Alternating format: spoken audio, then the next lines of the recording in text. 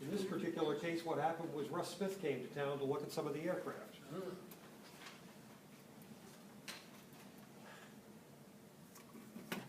And one of the aircraft, well, two of the aircraft you wanted to look at were the SPAD XIII and the SPAD XVII.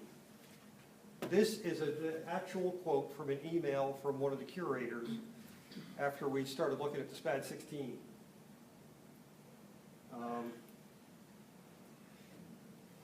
That's one of the older pictures of it in here, and rummaging around in the various other photos associated with it, I found these photos with no information tied to them, which is unusual, of this aerial camera, which is in the plane, or which is highly probably in the plane, because we have not yet gotten permission to open the access panels and look at the camera in there. But there is a camera in the aircraft. This aircraft, I mean, this camera has a identification number that ties it to that aircraft. So the logical conclusion is that is the camera, or that would be the camera in the plane. Is that something like an aiming sight on the top of it? That's the square area? Yes, No, there's actually... Previous photo. Okay. Sorry to interrupt, but... I think you can use the thumb wheel. Yeah, this does have, it does have a viewfinder. It's intended for either handheld or mounted use. It's got a standard ring and bead sight. That's what those brackets in the back are Yeah. for. Yeah. Okay, and those are training wheels as well. No, this is for mounting the film magazine. Look back like here. wheels to me, but I guess. And like we saw in the DH-4, there's also this rectangular opening with a meniscus lens inside where they could check for photo alignment or check for alignment for the next photo, or they could mount a bomb sight on there. And then in the camera port, you can see the outline of the camera box there. But this is the real discovery that set me off on a tangent. This is an SCR-73 radio, spark gap radio, like Carl had mentioned earlier. Externally, it looks exactly like the standard GN4 generator that's on the DH-4. However, International Radio Company took the Westinghouse GN4 generator and built the guts, the main parts of a spark gap transmitter into the back part of the housing. So, American ingenuity at work. They also replaced the front end with a variable pitch impeller, so that they can maintain a basically constant speed, a constant voltage output from this, no matter what engine speed may happen to be in there. The blades are counterweighted, so centrifugal force will change the pitch. There's the basic generator. This is another one that's in the collection.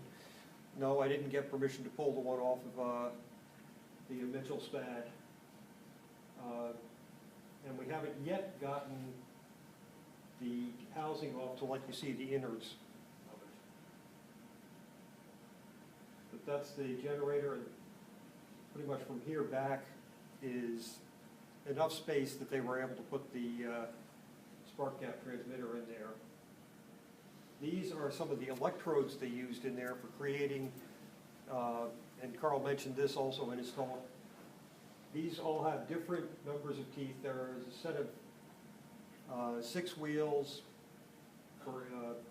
that provide them with 6 different output tone frequencies, so that you can have 5 or 6 different aircraft transmitting even on the same radio frequency range and still, if you've got a good ear, distinguish them.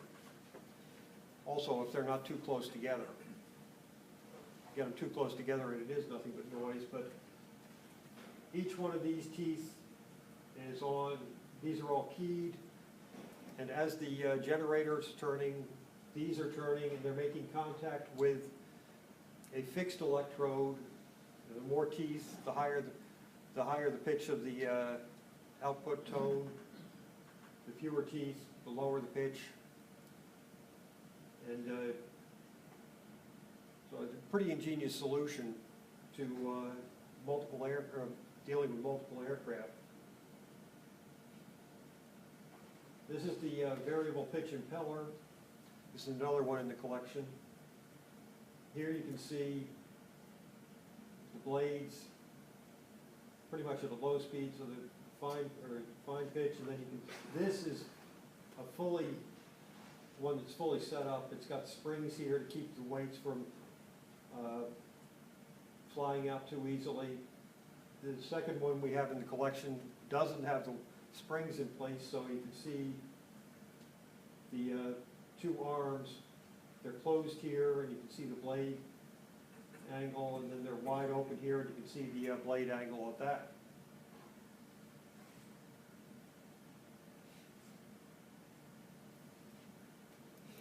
Going back to the mouse. This is in the cockpit of the observer's cockpit. They use it for tuning antenna output. It's called the Veryometer. Again, we got a spare one of these. We got another one of these in the collection. This one is actually from a Navy. This one has actually got a Navy parts number. The SCR 73 was also used. In fact, we think it was originally developed for the Navy as a CQ 150 or 1115 radio. So this one is the Navy, but it's identical inside, or as far as we can tell, to the one in the SPAD. The terminal block for connecting all the wires together, including the Morse code keys. The antenna reels and the spare drum. Again, here's our little rectangle that I noticed in the picture that Carl had.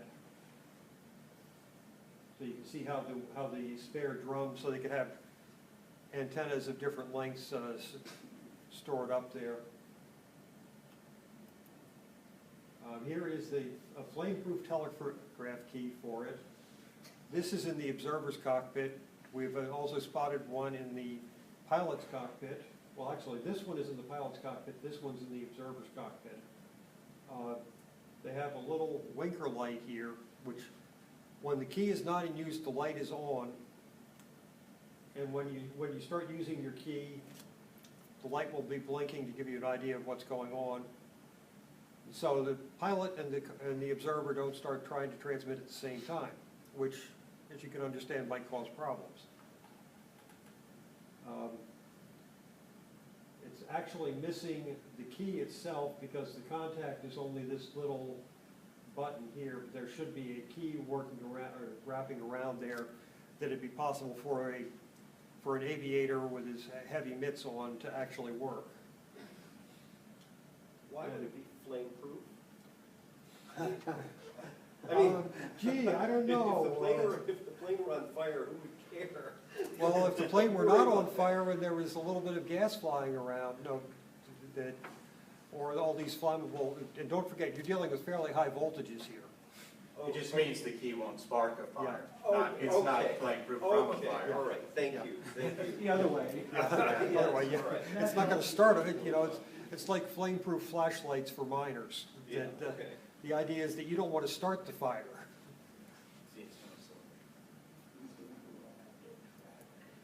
This is the antenna fair lead, and you can see that this is the one in the SPAD. This is another one, again, from the collection. When we found the manual on the SCR 73, we were finally able to figure out what this miscellaneous part was.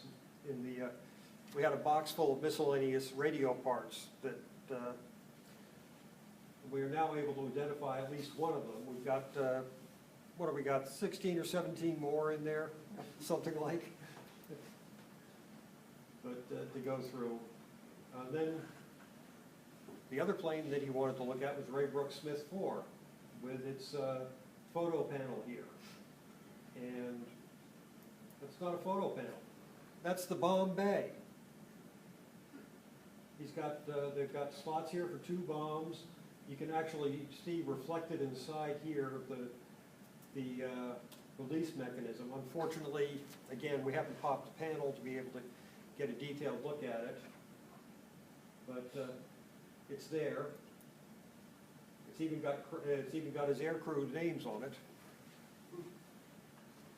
Are we looking up from the bottom of the plane? This is looking up from the bottom of the plane, yes. This is looking at the outside of the, this is looking at the outside of the housing. John's getting all dusty. Rolling on the floor. And then this is something that Russ noted first.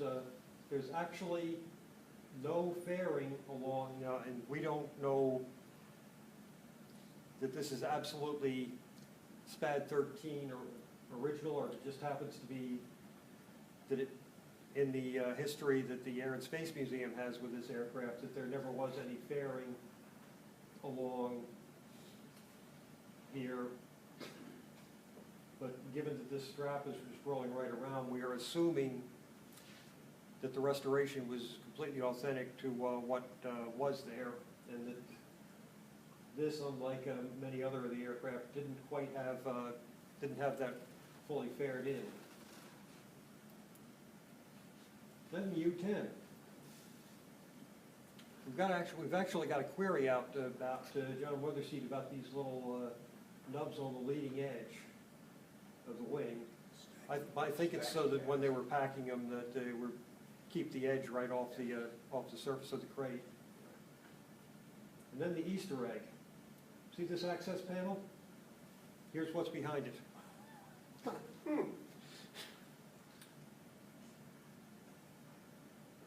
That's, See, what are we looking at? There was no hole cut away in the fuselage.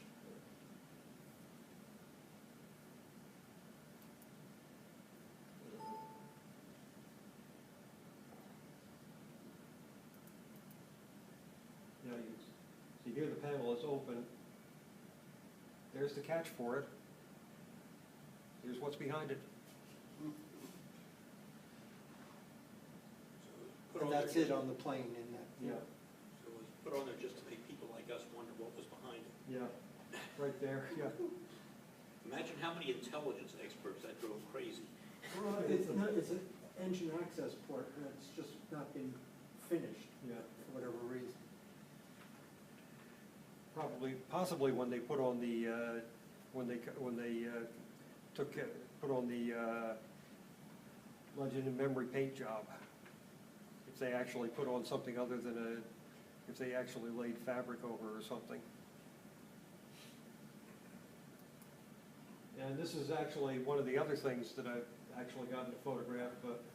This is from the American Handley Page 0400 that we had for an example. This is an interplane strut. Used to be on exhibit in the old museum building. Now it's sitting in storage, in a crate in storage, and here it is in all its glory. All 10 feet and some inches of it. This is part of the exhibit when they displayed it. That's the plane that it came from.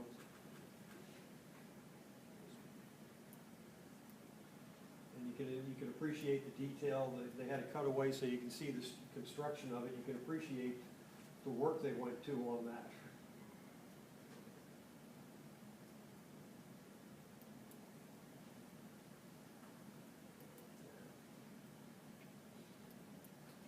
So that's pretty much what I've been doing.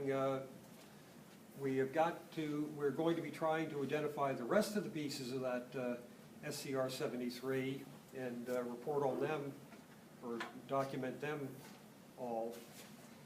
But right now, it looks like we got most of the pieces necessary if we needed to put together a second one or a third in the collection, we could do it.